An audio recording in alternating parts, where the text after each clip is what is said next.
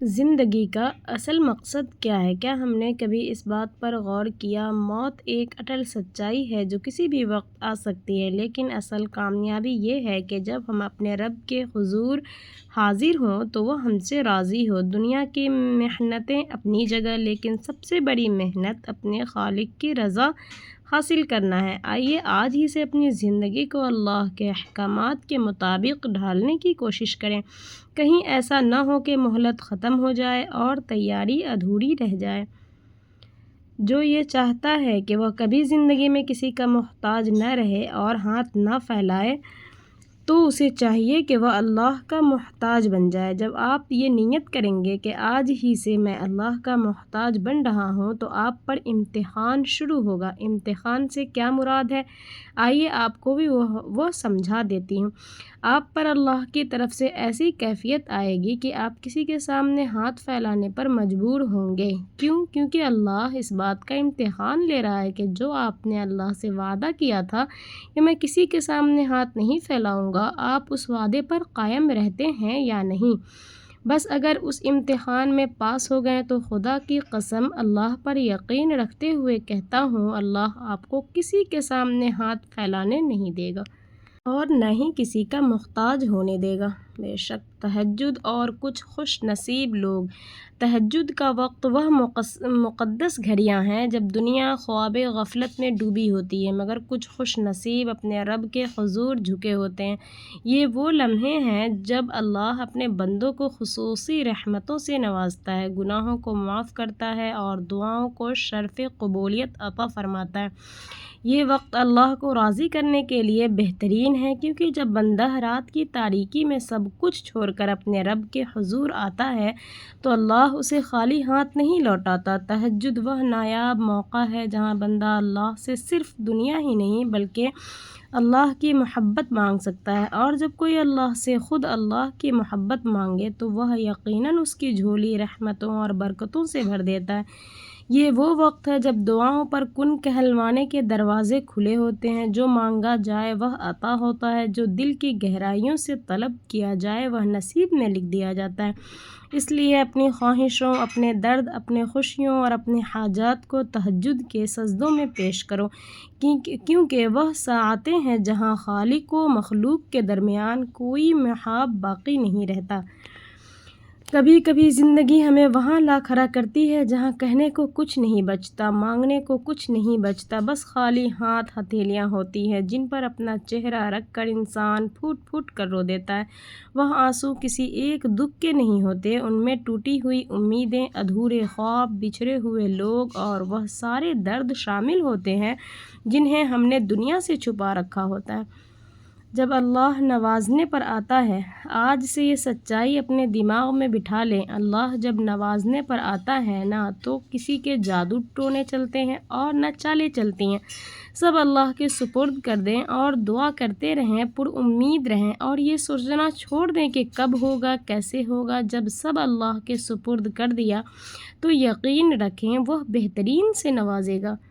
ایک دن تنہائی نے ایک انسان سے پوچھا، لوگ تمہیں چھوڑ کر چلے جائیں تو کیا کرو گے؟ انسان خاموش ہو گیا۔ پھر دل میں ایک آواز آئی، جب سب دروازے بند ہو جائیں تو میرا دروازہ کھٹکھٹانا، جب کوئی تمہاری بات نہ سنے تو مجھ سے بات کرنا، جب آنکھوں سے آنسو بہنے لگے تو میرا نام لے لینا۔ تب انسان مسکرا دیا، کیونکہ اسے یاد آ گیا کہ اللہ کبھی اپنے بندے کو اکیلا نہیں چھوڑتا۔ اگر آپ کو بھی اللہ پر بھروسہ ہے تو اللہ لکھیں۔ اگر کبھی کسی کا کوئی راز کھولا ہے تو یہ پوسٹ ضرور پڑھو۔ آج کل یہ عام ہو گیا ہے کہ ہم کسی کی غلطی، کسی کی چیٹ یا کسی کی کمزوری کا اسکرین شاٹ لیتے ہیں اور فوراً اسے سوشل میڈیا یا وائرل کر دیتے ہیں۔ ہمیں لگتا ہے کہ ہم کسی کو بے نقاب کر رہے ہیں، لیکن کیا ہم نے کبھی سوچا ہے کہ یہ اسلامی تعلیم کے کتنا خلاف ہے؟ نبی کریم صلی اللہ علیہ وسلم نے فرمایا، جو شخص دنیا میں اپنے کسی بھائی کا پردہ رکھتا ہے، اللہ تعالیٰ قیامت کے دن اس کا پردہ رکھے گا۔ کسی کی عزت اچھالنے یا اسکرین شاٹ کی طاقت سے کسی کی رسوا کرنے سے بچیں، اپنے ڈیجیٹل کردار کو صاف رکھیں اور ایسی کسی بھی پوسٹ کو آگے بڑھانے سے گریز کریں۔ رزق کے لیے پریشان نہ ہو۔ کبھی کبھی انسان رزق کی فکر میں اتنا پریشان ہو جاتا ہے کہ اس کا دل بے سکون رہنے لگتا ہے، حالانکہ جس رب نے ہمیں دنیا میں بھیجتے وقت ہماری ضرورتوں کا انتظام فرمایا، وہ آج بھی ہمارے حال سے بے خبر نہیں۔ رزق صرف پیسہ اور دولت کا نام نہیں، صحت بھی رزق ہے، سکون بھی رزق ہے، نیک اولاد بھی رزق ہے، اچھے رشتے بھی رزق ہیں، اور اللہ کی طرف سے ملنے والی ہر نعمت بھی رزق ہے۔ اپنی محنت میں کمی نہ کرو، حلال راستہ اختیار کرو اور نتیجہ اپنے رب کے سپرد کر دو، کیونکہ اللہ کے خزانے کبھی ختم نہیں ہوتے۔ رزق کی فکر میں اپنے رب کو نہ بھولو۔ جس اللہ نے پرندوں کو بے شمار راستوں سے رزق دیا، وہ اپنے بندوں کو بھی اس کے حصے کا رزق ضرور عطا فرمائے گا، بے شک۔ اے اللہ مجھے ہمیشہ صرف اپنا محتاج رکھ۔ اے اللہ مجھے توفیق دے کہ میں کبھی کسی کے سامنے ہاتھ نہ پھیلاؤں، سوائے تیرے، صرف تیرا ہی محتاج رہوں، اور میری ساری نسل اے اللہ میرے دوسروں پر خوب خرچ کروں، میں صرف تیری رضا کے لیے۔ اے اللہ میری روزی کو خوب خوب کشادہ فرما، مجھے اتنا عطا فرما کہ میں تیری راہ میں مسجد، مدرسے اور علماء پر بھی خرچ کروں، اپنے اہل و عیال پر بھی خرچ کروں، اپنے رشتہ داروں پر بھی خرچ کروں، اور غریبوں پر بھی خرچ کروں۔ اے اللہ میری اس دعا کو قبول فرما، آمین یا رب العالمین۔ میرے بابا جان کہا کرتے تھے کہ بیٹا، والدین تب نہیں مرتے جب ان کی سانسیں چلنی بند ہو جائے یا منو مٹی تلے دفن ہو جائے، بلکہ والدین تب مرتے ہیں جب ان کے پیچھے بچے ہاتھ اٹھا کر ان کی مغفرت کی دعا مانگنا چھوڑ دیں، والدین کی قبر پر آنا چھوڑ دیں۔ اللہ پاک ہم سب کو اپنے والدین کے لیے صدقہ جاریہ بننے کی توفیق عطا فرمائے، آمین۔ جس قید خانے کی دیواریں نظر نہیں آتی، اس سے فرار ہونا سب سے زیادہ مشکل وقت ہوتا ہے۔ وضاحت: آپ کے خوف اکثر حقیقت نہیں ہوتے، بلکہ وہ صرف ان کہانیوں کا نتیجہ ہوتے ہیں جو آپ کا دماغ رات کے اندھیروں میں خود کو سناتا ہے۔ زیادہ سوچنا ایک ایسا نشہ ہے جو آپ کو یہ احساس دلاتا ہے کہ آپ کچھ حل کر رہے ہیں، جبکہ حقیقت میں آپ صرف اپنی ذہنی توانائی جلا رہے ہوتے ہیں۔ وہ لمحہ کبھی نہیں آئے گا جب آپ کو 100% یقین ہوگا، اس لیے شک کے باوجود قدم اٹھانا ہی بہادری ہے۔ اپنے دماغ کو اپنا نوکر بنائیں، اسے اپنا مالک نہ بننے دیں، ورنہ یہ آپ کی خوشیوں کا قتل عام کر دے گا۔ خلاصہ: تجزیے کی بیماری سے نکل کر عمل کی شفا حاصل کریں۔ یاد رکھیں، زندگی سوچنے کے لیے نہیں بلکہ جینے کے لیے ملی ہے۔ جھوٹی تعریف کرنا۔ ایک عورت نے نبی کریم صلی اللہ علیہ وسلم سے پوچھا کہ اگر وہ اپنی سوکن کے سامنے اپنے شوہر کی طرف سے ایسی چیزوں کا ذکر کرے جو حقیقت میں اسے نہیں ملتی تو کیا یہ جائز ہے؟ اس پر نبی کریم صلی اللہ علیہ وسلم نے فرمایا، جو شخص ایسی چیز پر فخر کرے جو اسے حاصل نہیں، وہ اس شخص کی طرح ہے جو دھوکے سے دوسروں کے کپڑے پہن کر اپنی جھوٹی شان ظاہر کرے۔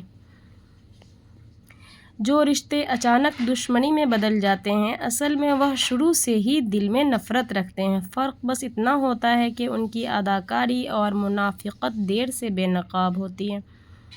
جہاں اپنوں نے نظریں پھیری، وہاں رب نے نواز دیا، میری ہر خاموش طرب کو ایک نیا ساز دے دیا۔ تھک گئے ہیں گلے شکوے پر ابھی درگزر باقی ہے، خود سے ملی جو وہ ایک رب کی نظر کرم باقی ہے، بے شک۔ سادہ رہیں، خاص رہیں اور مخلص رہیں، دنیا کافی ہے اپنے رنگ دکھانے کے لیے۔ سوچو کیا وقت ہوگا جب جنت کی لہروں کے پاس بیٹھ کر حضرت محمد صلی اللہ علیہ وسلم کی باتیں سنا کریں گے، ماشاءاللہ۔ حضرت علی نے فرمایا، تجربہ انسان کو غلط فیصلے سے بچاتا ہے، مگر تجربہ غلط فیصلے سے ہی حاصل ہوتا ہے۔ حضرت علی نے فرمایا، اگر صبر کرو گے تو اللہ تعالی ہر مصیبت کے عوض و نعمت عطا فرمائے گا۔ زندگی کا ہر زخم ایک سبق دیتا ہے، اور ہر سبق ہر انسان کو بدل دیتا ہے۔ ہمت نہ ہارنا، کیونکہ آج کی تھکن ہی کل کے سکون کی بنیاد بنے گی۔ الفاظ کا اثر انسان کے لہجے پر منحصر ہوتا ہے، سچ بھی اگر کڑوے لہجے میں کہا جائے تو وہ تلخ لگنے لگتا ہے۔ اگر لوگ بدل جائیں یا آپ کی توقع کے مطابق فائدہ نہ دیں تو بد دعا دینے کے بجائے صبر اور اللہ پر بھروسہ رکھیں، کیونکہ اصل سکون اور بہترین عطا صرف اللہ کی طرف سے ہوتی ہے۔ الفاظ بھی کتنے عجیب ہوتے ہیں، سن لو تو دل بہل جاتا ہے اور کہہ دو تو دل کا بوجھ ہلکا ہو جاتا ہے۔ یاد رکھنا، لوگ گرانے کے لیے دھوکہ ہی نہیں، سہارا بھی دیتے ہیں۔ شوہر کی قدر، جس بیوی کو اپنے شوہر سے بہت شکوے شکایت ہیں، وہ کچھ ٹائم بیوہ اور طلاق یافتہ کے ساتھ گزاریں، آپ کو خود اپنے شوہر کی قدر ہو جائے گی کہ ایسی عورتیں کتنی مشکلات سے اپنی زندگی گزار رہی ہیں۔ یا اللہ، ہمارے دلوں کو سکون، زندگی میں برکت، رزق میں کشادگی اور ہر مشکل میں آسانی عطا فرما، ہمارے گناہوں کو معاف فرما، ہماری دعاؤں کو قبول فرما اور ہمیں ہمیشہ اپنے حفظ و امان میں رکھ، آمین یا رب العالمین۔